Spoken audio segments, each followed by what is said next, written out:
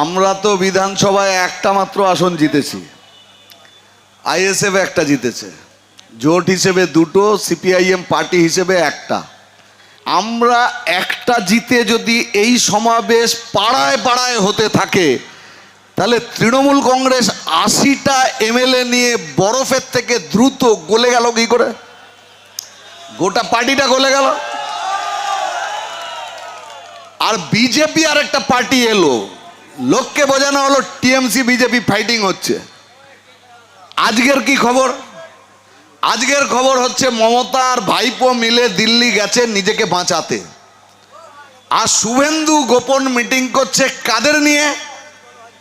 তৃণমূলের 20 জন সাংসদ এমপি, তারা গোপন মিটিংয়ে গিয়ে তারা তৃণমূল ছাড়ছে। এইবারে এখানে যে কায়দায় প্রায় 60 জন বিধায়ককে বার করে তৃণমূলের বি টিম অথবা বিজেপির বি টিম, তৃণমূলের নাম আজকে থাকলেও কালকে আরেকটা পার্টির নাম হতে পারে। দিল্লিতে কি হবে?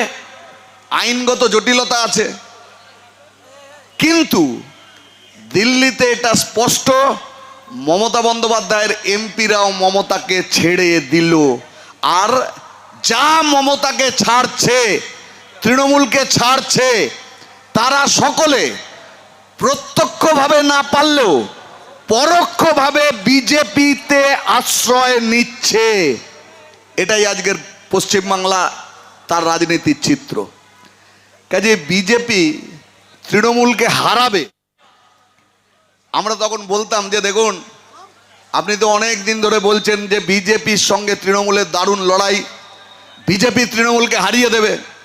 তারপর সত্যি সত্যি যেদিন ঘটনাটা ঘটবে, সেদিন বিকেলবেলা আপনি পাড়ার চার দোকানে যাবেন, পাড়ার চায়ের দোকানে গিয়ে চা নিয়ে বিড়িতে টান দিয়ে আপনি তো এবার জিতেছেন, এতদিন ধরে বলে এসছেন বিজেপির সঙ্গে তৃণমূলের লড়াই। তারপর দেখবেন দূর থেকে মিছিল আসছে। মিছিলটা যখন কাছে আসবে, তখন আপনি দেখবেন যে যারা গেরুয়া আবিরে মেখে মিছিলের সামনে আছে, তারা সবাই এই 15 বছর বা 15 বছর ধরে তৃণমূল যা অত্যাচার করেছে, তার যারা পান্ডা, তারা বিজেপির এই মিছিলে থাকবে। কি দাঁড়িয়েছে শেষে?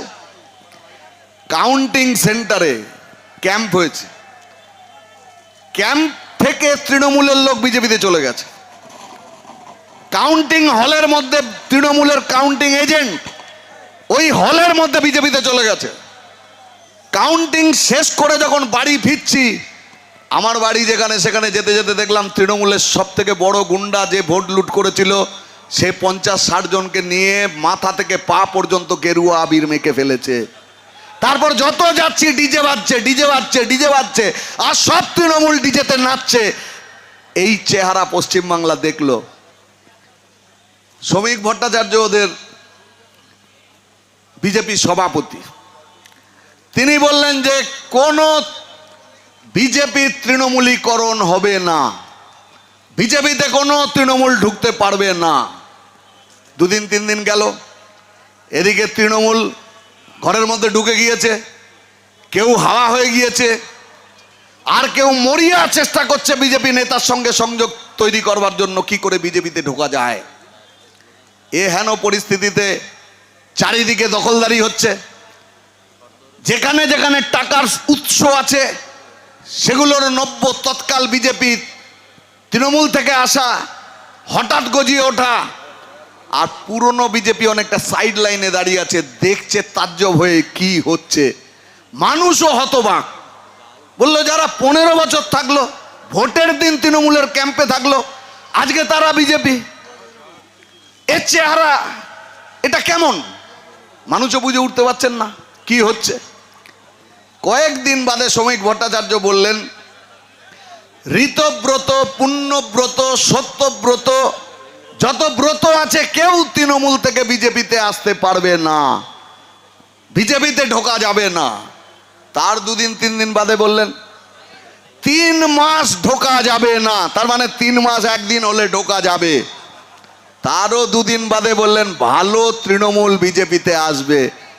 ভালো তৃণমূল কি? এই যে আমের দ্বারা যেখানে থাকে, সেখানে তৃণমূলের এমএলএ হচ্ছে রথিন ঘোষ। রথিন ঘোষ আর সুজিত বোস এই দুজনকে ডেকেছিল মিউনিসিপ্যালিটিতে, যে নিয়োগ করেছিল সেই নিয়োগের দুর্নীতিতে ফেসে এই দুজন ইডির কল পায়। সুজিত বোস যায়, তার ছেলে যায়, তারপর সুজিত বোস ঢুকে গেছে জেলে। রথিন ঘোষ বলেন যে আমি তো পড়ে গেছি বাথরুমে পড়ে গিয়ে আমার কোমরে খুব ব্যথা হয়েছে, আমি যেতে পারবো না। তারপর সুজিত বোস বেচারা হেরে গেছিল, এই বাজারে দাম পেল না। রথিন ঘোষ এই বাজারেও জিতেছে, কাজে উনি হয়ে গেলেন ভালো তৃণমূল, ওর বাজারে দাম আছে। ঋতব্রত অ্যান্ড কোম্পানি, আচ্ছা ঋতব্রতর কি ক্ষমতা আছে বলেন তো? আমাদের পার্টিতে ছিল তো, আমরা বার করে দিয়েছি। আজে বাজে কাজ করেছে, ওই কাজ করা লোক লাল ঝান্ডার তলায় থাকতে পারে না, বার করে দিয়েছি। কিন্তু এ তো কোনো যোগ্যতা সম্পন্ন ছেলে না যে একটা অর্গানাইজেশন করবে, সংগঠন করবে। ও তৃণমূলের বাগা বাগা চোর, ডাকাত, গুন্ডা, বদমাস, যারা 15 বছর ধরে মানুষকে অতিষ্ঠ করে দিয়েছে, এরকম 60টা বাগা বাগা লোককে ঋতব্রত ঘুরিয়ে নিয়ে চলে আসবে?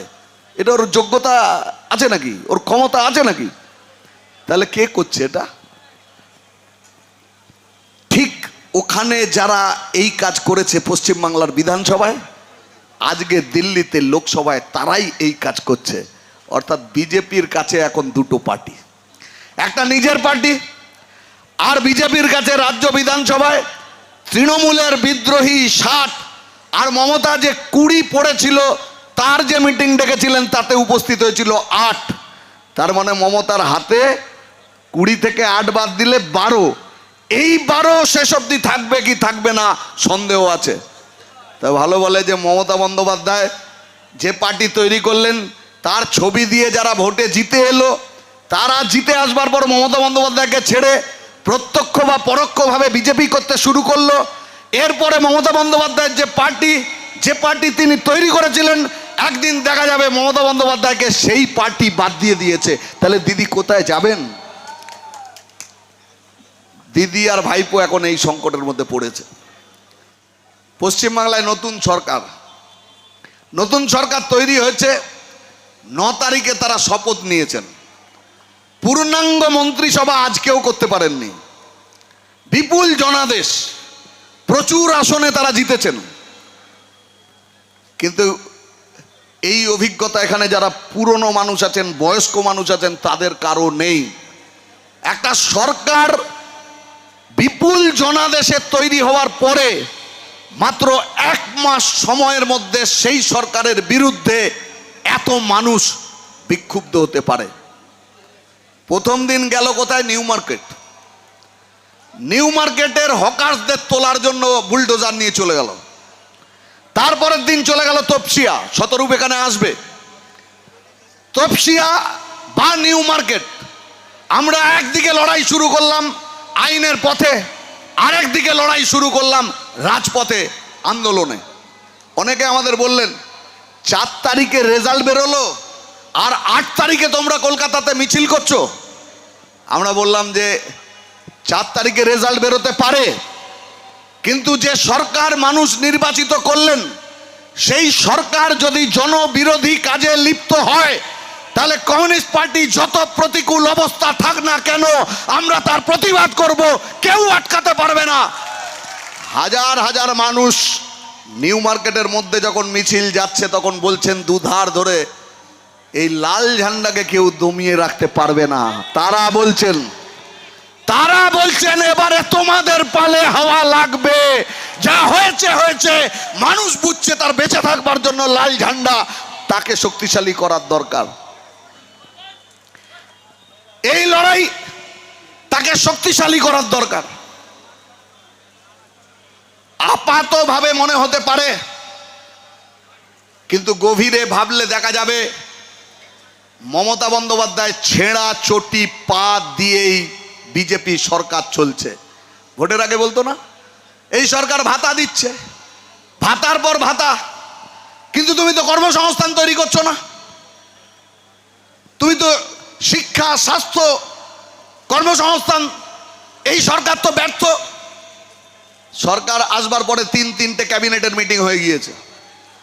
আমরা তো ভেবেছিলাম সমস্ত সরকারি শূন্য পদে লোক নিয়োগ হবে, সমস্ত স্কুলগুলোতে টিচার নিয়োগ হবে, সমস্ত বন্ধ হয়ে যাওয়া কলকারখানাগুলো খোলবার কথা আলোচনা হবে, সারের দাম যাতে না বাড়ে, কৃষক যাতে ফসলের ন্যায্য দাম পায় তার জন্য সরকার সিদ্ধান্ত নেবে। সরকার তো সেই সিদ্ধান্ত গ্রহণ করবার জায়গায় যায়নি।